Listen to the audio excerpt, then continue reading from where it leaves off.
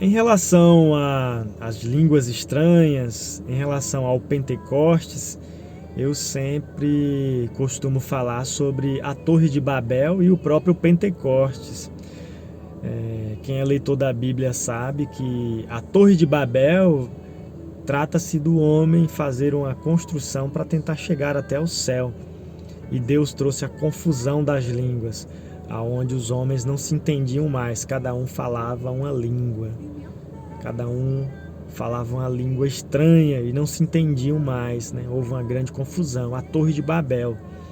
Já Pentecostes, capítulo 2 de Atos, é o contrário. Não é o homem subindo até Deus, mas é Deus descendo para fazer morada no homem.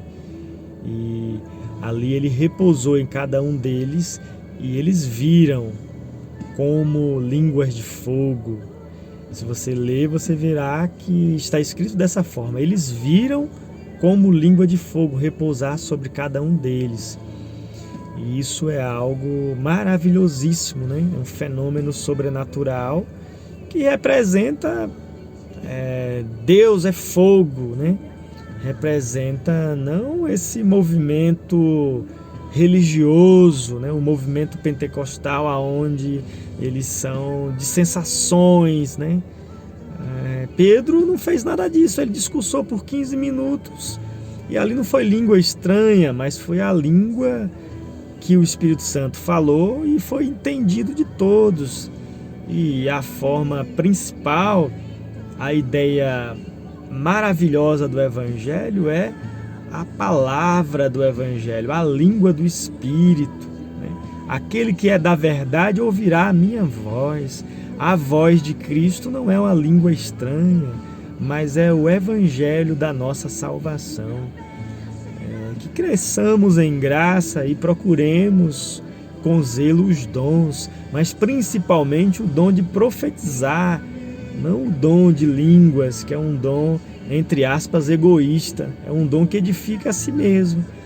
Quando se fala língua estranha e não tem uma tradução, não há edificação para a igreja. E há, na verdade, segundo as próprias Escrituras, uma proibição, proibição no sentido de não falar para causar alvoroço, não falar para chamar a atenção. O objetivo é ter tradução. Se não tiver tradução, que fale consigo mesmo e com Deus, aquele que tem o dom de línguas. E está escrito que não é todos que falam línguas.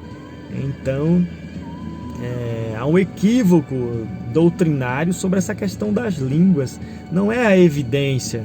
A maior evidência é simples também. A maior evidência de ter recebido o Espírito de Deus é o que João fala.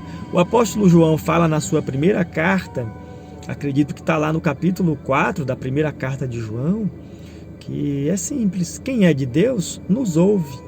Quem não é de Deus, não nos ouve. Então, a linguagem do Espírito é ouvida por quem tem o Espírito. Como é que eu provo que eu tenho o Espírito? Manifestando o Espírito.